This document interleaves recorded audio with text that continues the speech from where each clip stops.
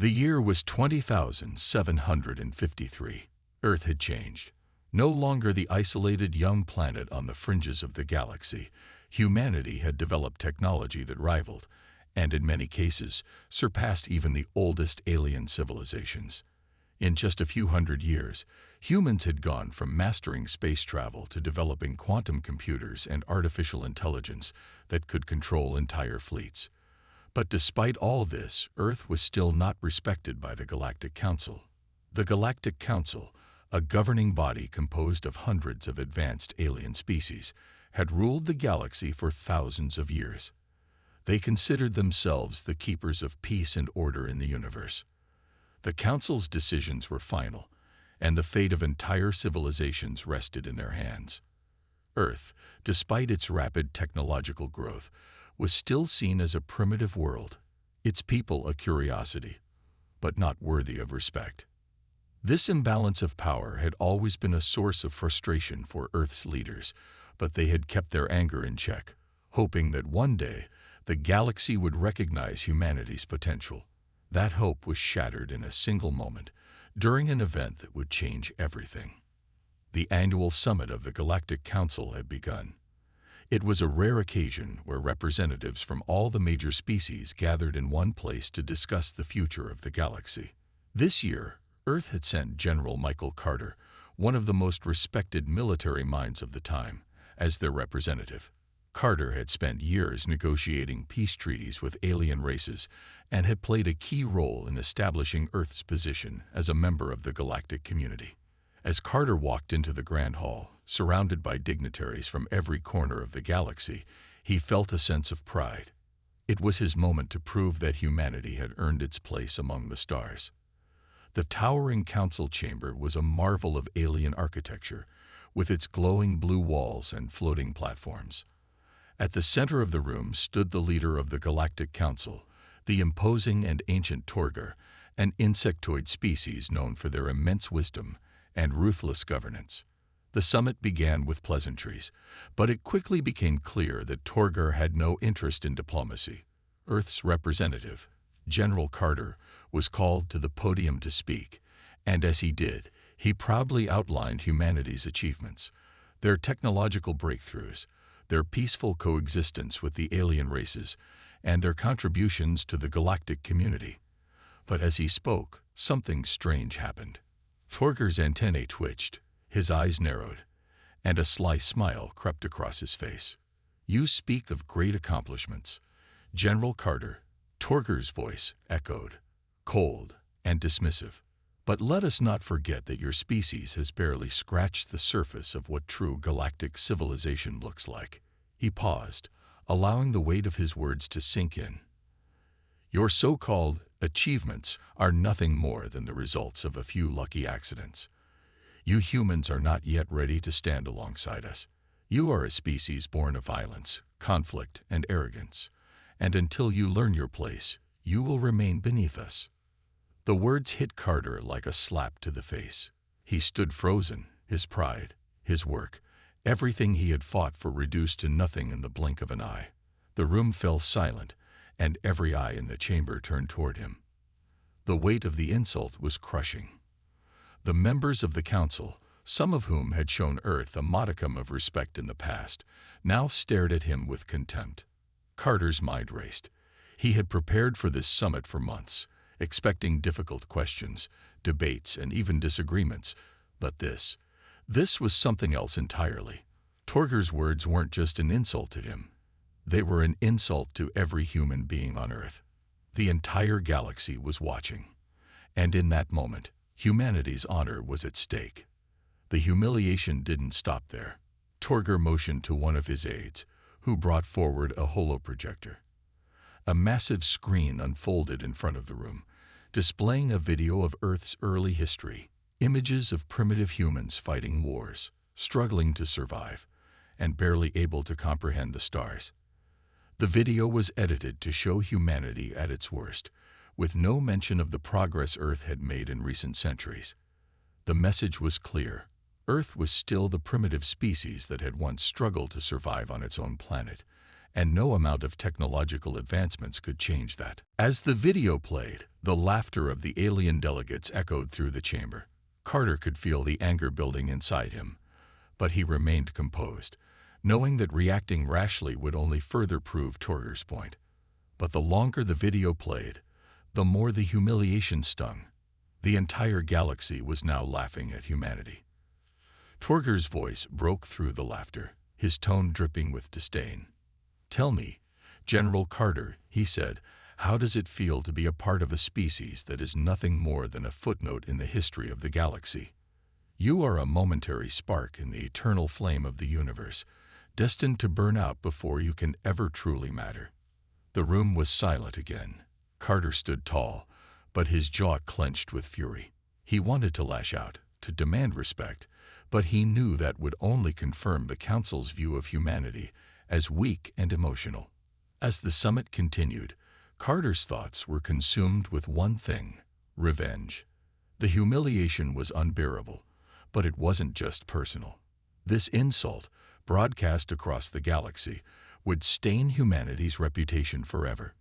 He couldn't let it stand. In the days that followed, Earth's leaders convened in secret. They knew they could no longer rely on diplomacy or appeasement. Earth would have to fight for its place in the galaxy. But how? They had no real military power compared to the Council's vast fleets and technological superiority. Yet, one thing was certain. Humanity had something the aliens did not: determination. General Carter, once calm and diplomatic, now burned with a desire for retribution. He knew that humanity would rise from the ashes of this insult. No longer would they cower in the shadows of the Galactic Council. No longer would they be dismissed as insignificant. Earth was going to war, and the galaxy was about to learn the true power of humanity. In the wake of the humiliation at the Galactic Council summit, Earth's leaders knew that they could no longer play by the rules.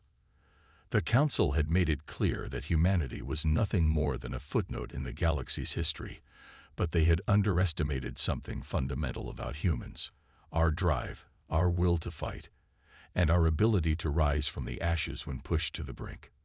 General Michael Carter, once the calm and collected negotiator, was now a man transformed. The sting of the Galactic Council's rejection had ignited something fierce inside him. He was no longer just fighting for humanity's survival, but for their dignity, their right to stand on equal footing with the galaxy's greatest powers. Earth was about to show the universe what it meant to be human. In the days following the summit, Earth's governments convened in secret. The planet's most powerful leaders, scientists, and military strategists were brought together in a single high-security bunker deep underground. The only thing on the agenda was war. The galaxy's greatest powers had humiliated them, and now Earth would retaliate. "We've been slapped in the face," General Carter said, his voice cold. "But it's time to fight back. The question is, how?" Humanity had no experience with large-scale galactic war.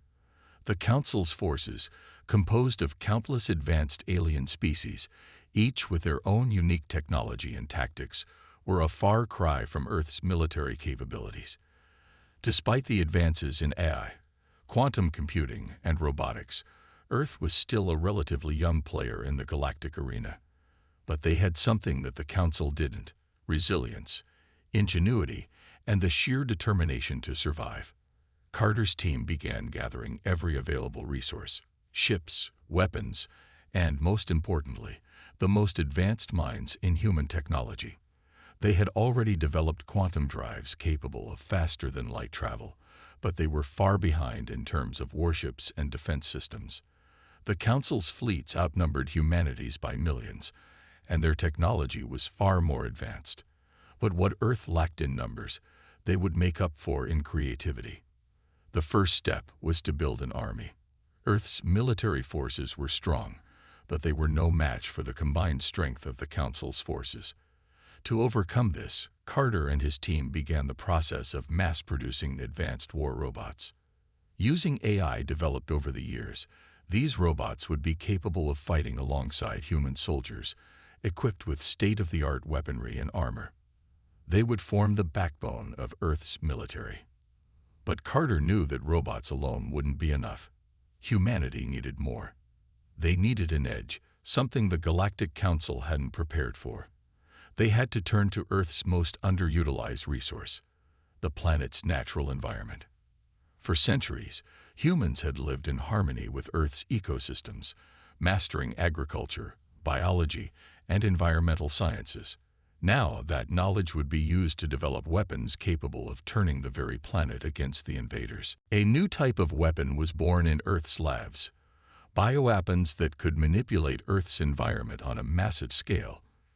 Chemical and biological agents capable of destroying alien life forms, adapted to specific alien species, would be deployed in the coming war. Alongside this, humanity also began developing gravity-manipulating devices, which could alter the gravitational pull on ships and alien structures. The technology was still in its early stages, but it was enough to give Earth a significant advantage. At the same time, Earth's engineers and scientists worked tirelessly to build new spacecraft. The warships that Earth had relied on for exploration were now being retrofitted with advanced weaponry and shielding. These ships, though outnumbered, would be equipped with cloaking devices, allowing them to infiltrate Council space undetected. Once in position, they would strike swiftly and with deadly force. The preparation for war was not just about technology. It was about uniting humanity. Earth's leaders had to rally the population, turning civilians into soldiers and scientists into strategists. The people of Earth had always been divided in their politics, but this was a time for unity. The Galactic Council's insult had stirred something in every human being. Whether they were rich or poor, young or old, they were now united by one goal: to protect their home and their future. Across the globe, military recruitment centers opened, and soldiers from every nation volunteered for the coming conflict. Training was brutal, with soldiers undergoing intense physical and mental conditioning. They were taught how to operate the advanced technology that would be their lifeline on the battlefield. Despite the overwhelming odds, morale was high. The Galactic Council had underestimated Earth, and now it was time to show them just how wrong they were. General Carter led the charge, but he knew that a war of this magnitude couldn't be won by military force alone. Intelligence was key. Earth's spies worked around the clock, infiltrating the Council's communications and gathering vital information about their strategies and weaknesses. Earth's AI systems, once developed for civilian use, were now being reprogrammed to predict the Council's movements, anticipate their strategies, and even hack into their systems. The humans had become the hunters, and the Council was the prey. The preparations weren't without their challenges. Earth's resources were stretched thin, and the pressure of facing a far superior foe weighed heavily on every person involved. Yet each challenge only fueled humanity's determination. They had no choice but to succeed. In every corner of the world, people prepared for war. Cities were fortified, weapons were stockpiled, and every available resource was funneled into the war effort. The factories that once produced consumer goods now churned out weapons and war machines at an unprecedented rate. Earth's military-industrial complex was working at full capacity, and there was no time to waste. As the days passed, the galaxy began to feel the tremors of humanity's resolve.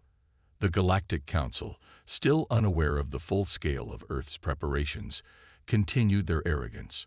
They dismissed Earth as no more than a nuisance, thinking that the human race would eventually fall into submission. They didn't realize that every insult, every threat, was only pushing humanity closer to the edge.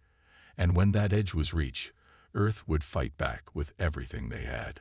General Carter stood in front of the holographic map of the galaxy, his eyes scanning the locations of the Council's fleets. He knew the time was coming. The first strike would be swift, precise, and merciless. Earth was no longer the underdog. It was the hunter, and the galaxy's greatest powers were about to learn the price of underestimating humanity. The war was coming, and it would not be like anything the galaxy had ever seen. The silence of space was broken only by the hum of Earth's warships as they silently moved through the void. It had been months since the preparations began, and now the first strike was about to unfold.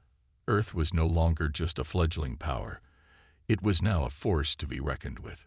General Michael Carter stood at the command center, staring at the holographic map of the galaxy, his fingers lightly tapping against the console as he ran through the plan one last time. The first strike had to be perfect. It had to send a message to the Galactic Council. Earth was no longer content with being humiliated. They were ready to fight, and they would not back down. "We've got this, Carter," said Captain Elizabeth Hayes, his second in command, her voice calm and steady despite the weight of the mission. "Our fleet is in position. We've got the element of surprise." General Carter nodded but said nothing. He had known Hayes for years, and he trusted her with his life, but even she couldn't understand the weight of what was about to happen. This wasn't just a mission. This was the beginning of a war that would change everything. Across the galaxy, the Galactic Council was completely unaware of the threat that Earth was about to unleash. The arrogance that had led them to underestimate humanity had blinded them to the truth. Earth was a force to be reckoned with, and they would soon learn that the hard way. The attack began without warning. Earth's fleet, equipped with cloaking devices and advanced weaponry, slipped past the Council's outer defenses with ease. The first target was a supply depot located on a barren moon, a crucial hub that supported several of the Council's fleets. The depot wasn't heavily guarded. It was just a supply base, but it was the perfect place to send the first message. The fleet moved into position, and Carter gave the order. "Initiate attack." The silence of space was shattered by a series of powerful explosions. The first wave of missiles tore through the depot's defenses, disabling the outer shields before the second wave of bombers released their payload. The depot erupted in flames, the shockwaves visible even from the distance of the warships. For a moment, there was only silence. Then the alarms blared. The Galactic Council's forces scrambled to respond, but it was too late. Earth's fleet had already slipped away into the shadows, cloaked and invisible once more. The first blood had been drawn. Earth had struck first, and now the Council knew they were no longer untouchable. On board the lead warship, the crew let out a collective cheer. They had done it. They had made their first mark in this war. But Carter knew that this was just the beginning. The message had been sent, but it was the next strike that would truly test them. "This is just the first step," Carter said, his voice cutting through the excitement. "We've started something we can't stop now."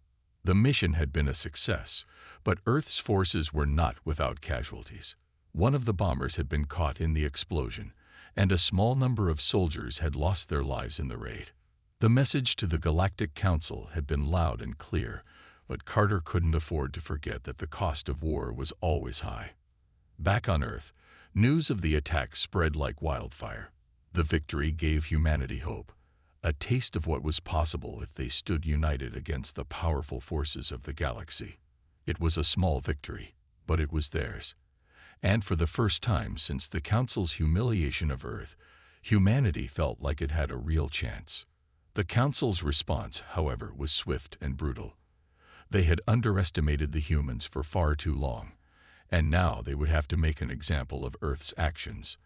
In the depths of the galaxy, the Council's leaders met to discuss their next move. They couldn't let this defiance go unpunished. "Humanity has crossed a line," one of the Council members said, his voice filled with anger. "We cannot allow this rebellion to spread." The Council's response came in the form of a massive fleet of warships. They were on their way to Earth, ready to retaliate with force. It would be the greatest battle humanity had ever faced. The message had been sent, but now Earth would have to fight to survive. Back on Earth, General Carter and his team had already anticipated the Council's retaliation. They had prepared for this moment. The first strike had been the opening salvo. Now it was time to brace for the storm that would follow. The next few days were a whirlwind of activity. Earth's warships were mobilized, the population rallied, and military leaders began strategizing for the inevitable counterattack. Carter's team worked tirelessly to refine their battle plans, analyzing the Council's response and preparing for every possible outcome. They knew that the Council wouldn't be merciful, but they also knew that humanity had one thing the Council didn't: unity. The day the Council fleet arrived at Earth's borders, the tension was palpable. It was a battle that would determine humanity's future in the galaxy. Would they be able to defend their planet, or would the might of the Council crush them before they had a chance to fight back? As Earth's fleet took its position, ready to defend the planet, General Carter stood before the holographic map once more. The stakes had never been higher. The Council had sent everything they had, but Earth wasn't going down without a fight. The war had officially begun, and Earth would make its stand. The first blood had been drawn, but it was only the beginning of a conflict that would define the future of humanity. General Carter knew that the battle ahead would be hard, but with Earth's determination and the lessons learned from the first strike, he believed they could win. And with that belief, the first shots of the next phase of the war were fired. The devastation caused by Earth's surprise attack had sent shockwaves through the Galactic Council. For the first time in centuries, the mighty alien empire was forced to confront a power they had dismissed as insignificant. General Michael Carter and his crew had delivered the first strike, and the message was clear: Earth was not going to be a victim any longer. But as victory rang through humanity's ranks, the Council began to mobilize. They had underestimated the humans before, but now they were determined to make Earth pay for its insolence. The response was swift, relentless, and without mercy. The first wave of retaliation came in the form of a massive fleet of alien warships. Hundreds of ships, gleaming with alien technology, appeared on the edge of Earth's solar system. The Council had dispatched their most powerful armada, determined to crush the upstart humans before their rebellion could grow any larger.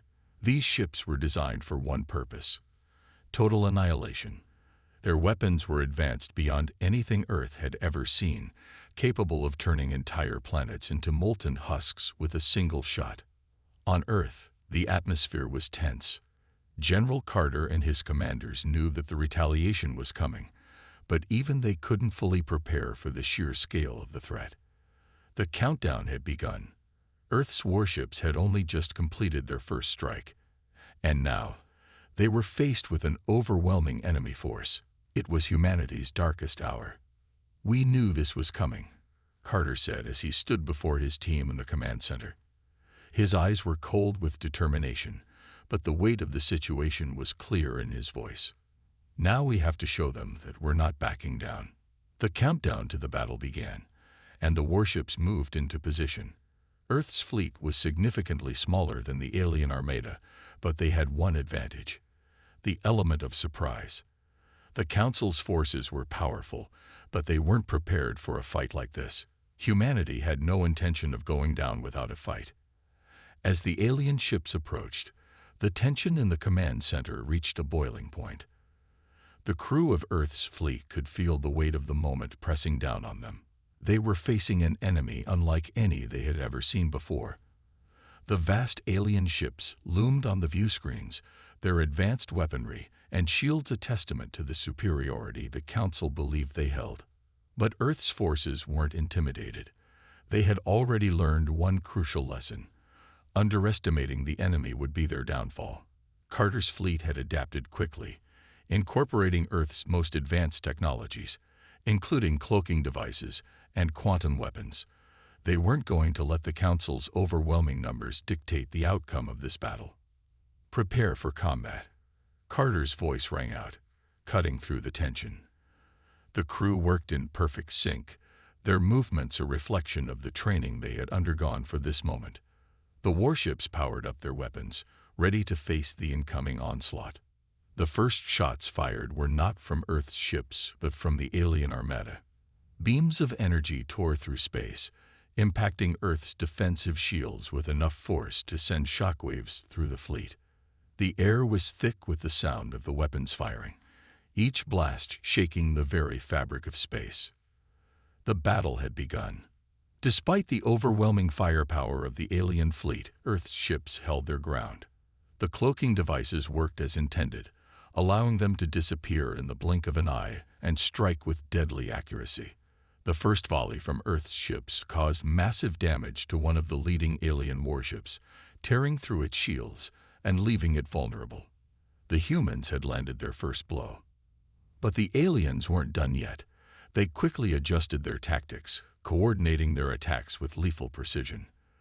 Waves of energy pulses rained down on Earth's fleet, each blast leaving a trail of destruction in its wake. One of Earth's warships was caught in the barrage, its shields failing as the ship was torn apart. The explosion sent debris flying through space, and the crew on board had no chance of survival. General Carter watched the devastation unfold from his command chair. His jaw clenched, but he didn't flinch. This was war. The sacrifices were inevitable. He had lost comrades before, and he would lose more before this conflict ended. But the fight wasn't over. "We won't back down," Carter said quietly, his voice full of resolve. "Not after everything we've fought for." The battle raged on. Earth's fleet fought with everything they had, using every trick and strategy they could to level the playing field. The alien warships were powerful, but they weren't invincible. Human ingenuity was their greatest weapon, and the humans used it to the fullest. As Earth's ships maneuvered and attacked, Carter's voice never wavered. He gave orders with precision, pushing his fleet to its limits. His every decision was calculated to ensure that humanity's war against the Council wasn't one of simple survival, but of triumph. Each alien ship that fell to Earth's weapons sent a message. Humanity would not be crushed. The tide of battle shifted when Earth's fleet deployed its most secret weapon, an experimental ship equipped with a quantum pulse cannon, a weapon capable of disrupting the alien ship's advanced shielding. The alien fleet had never encountered anything like it before. The pulse hit one of the largest alien warships, and for the first time in the battle, the Council's forces seemed to falter.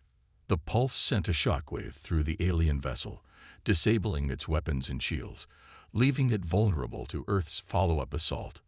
With the Council's flagship crippled, Earth's fleet pressed the advantage. The alien ships, once so sure of their superiority, were now struggling to maintain control. Earth's forces fought with a fierceness that even the aliens couldn't ignore. It was a battle of survival, a test of willpower. But just as Earth's forces began to gain ground, a new threat emerged: reinforcements. More alien ships arrived, their numbers staggering, and Earth's fleet found itself outnumbered once again. The battle had reached a dangerous turning point. Would Earth's forces survive, or would the overwhelming might of the Council break them? The retaliation from the aliens had begun, and it was clear they would not stop until Earth was destroyed. But the humans weren't done yet. This was only the beginning. The battle for Earth had just begun, and General Carter was determined to ensure that humanity's fight for survival was one the galaxy would never forget. The battle for Earth had reached its breaking point. After the initial wave of alien retaliation, Earth's forces had suffered heavy losses. The alien armada, massive and relentless, seemed unstoppable. Humanity's fleet, although filled with brave soldiers and advanced technology, was beginning to falter under the sheer power of the Galactic Council. Yet, General Carter knew that this was a war of survival, and no matter how bleak it seemed, there was always hope for those who refused to surrender. On the bridge of the flagship Revenge, Carter stood stoically, watching the destruction unfold on the view screen. The once proud Earth fleet had been reduced to half its original strength. Ships were scattered across space, some burning brightly as they were torn apart by alien weaponry. Carter's mind raced, looking for any way to turn the tide of this battle. "Sir, the fleet is losing ground," a young officer called out, her voice trembling but resolute. "We need a new strategy, or we won't make it through the next wave." Carter nodded grimly. "We won't give up. Not yet." It was clear that a direct confrontation with the alien fleet would not work. The odds were stacked against them, and the aliens had superior firepower, more ships, and advanced technology. If Earth's fleet was to survive, they had to find another way. He glanced at the tactical display. noticing an anomaly. A group of alien ships, seemingly out of place, was slowly advancing from the rear of the fleet. They were the smallest of the alien vessels, not as heavily armed as the larger ships, but their movements were strange. They seemed to be acting as if they were searching for something, perhaps something important. Carter's eyes narrowed as an idea sparked in his mind. "I need a full analysis of those ships now," he ordered. "Track their movements. They're not just here for the fight. They're looking for something." As the data streamed across the screen, Carter's mind worked quickly. He realized that the alien ships weren't engaging Earth's fleet in the front lines. Instead, they were moving around the edges, possibly trying to flank the humans or hit them where it hurt. But Carter had a different theory. "I think they're looking for the source of our quantum pulse weapon," Carter said aloud. The crew turned to him in confusion. The quantum pulse had been their trump card, the weapon that had torn through the alien shields and brought down their flagship. It was the one thing the Council feared, and it was also the one thing they had to destroy before it could be used again. "They're after our weapon," Carter continued, his voice firm. "We need to stop them before they find it." As the battle raged on, Alex's thoughts flickered to the future. What would happen if they lost? What would become of humanity? Would anyone remember the courage they had shown, the way they fought back against impossible odds? The thought lingered, but Alex pushed it aside. He couldn't afford to think about that now. All that mattered was the fight in front of him. Minutes passed, and the Dominion's forces continued to push forward. It seemed like they were everywhere, but Alex and his team were still holding strong. They had fortified key positions, turned the corridors into deadly traps for the invaders, and made the Dominion pay for every inch they gained. Finally, after what felt like an eternity, Lena's voice came through the comms. "I've got it. I've intercepted their command. We can stop the orbital bombardment." Alex's heart skipped a beat. "Do it." Lena worked quickly, her fingers flying over the console. "Accessing their fleet's systems. I'm in. I'm shutting down the launch sequence. Now." There was a moment of silence. Then the entire base seemed to hold its breath. For a heartbeat, Alex wondered if they had failed. But then the alert sounded. "The bombardment has been stopped." Lena shouted. "It's over." A cheer erupted from the soldiers. The fight wasn't over, but they had won a crucial victory.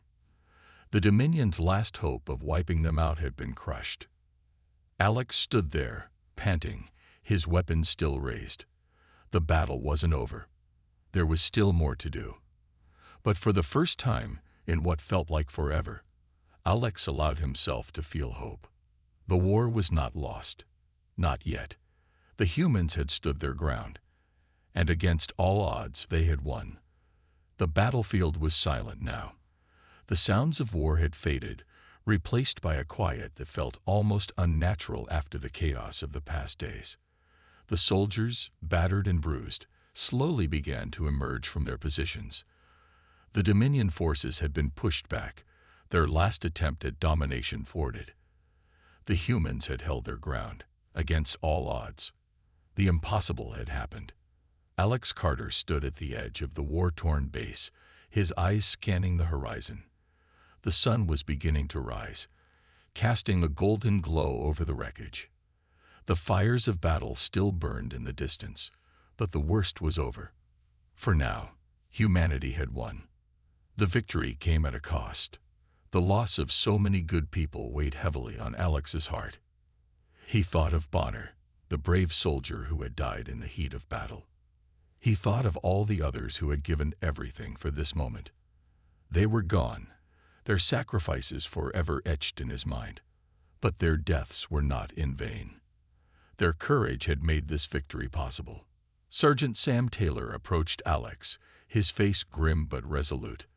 "We did it, General," Sam said quietly, his voice thick with emotion. "We actually did it."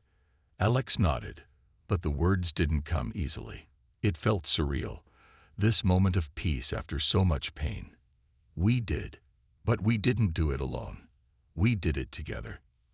The remaining soldiers gathered around, their faces tired but filled with a sense of pride. The battle had been long and brutal, but they had held the line. They had shown the Dominion that humanity would not bow, that they would fight for their freedom and their future, no matter the cost. Lena Sanders, the brilliant technician who had helped turn the tide of the battle, stepped forward.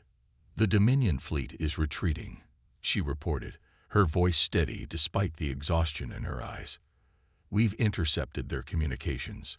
They're pulling back to their homeworlds. Their empire is in disarray." Alex smiled faintly. "Good. Let them run. They'll think twice before they invade Earth again." But as much as the victory was sweet, Alex knew this was just the beginning.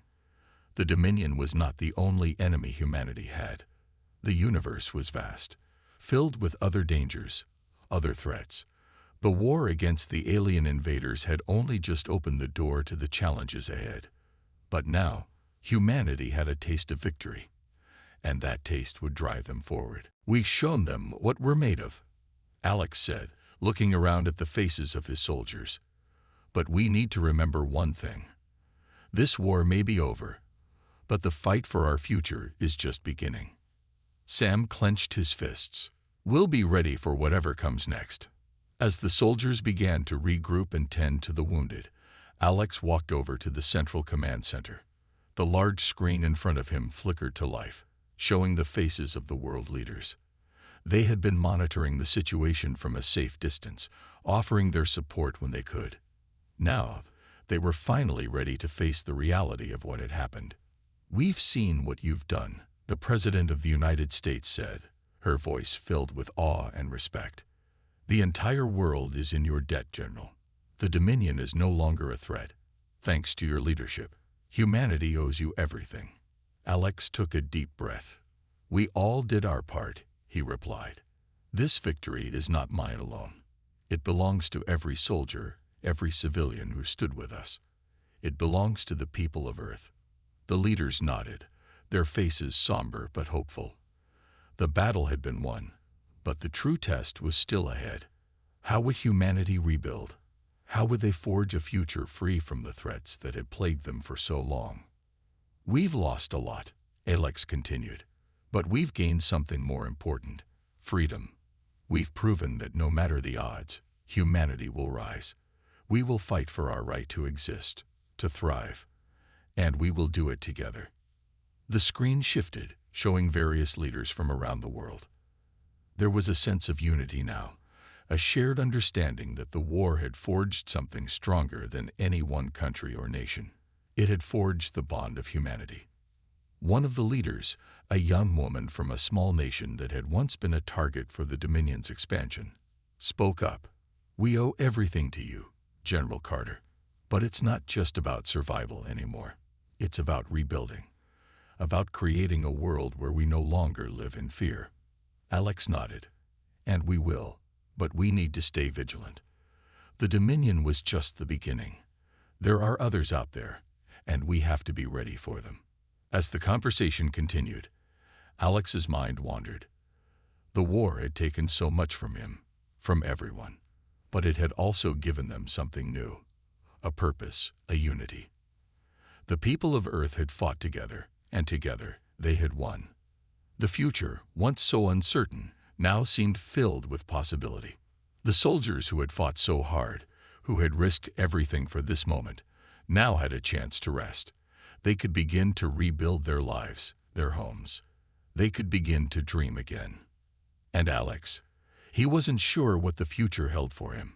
He had led them through the darkest days, but now he felt a sense of peace that had been absent for so long. The war had changed him, had shaped him into someone different. But now, with the dawn of a new era on the horizon, Alex knew that whatever came next, humanity would face it together. The war was over. The Dominion had fallen. And in its place, a new era was rising. A new era for humanity. A future they would shape with their own hands. It wasn't just about survival anymore. It was about thriving. And they would.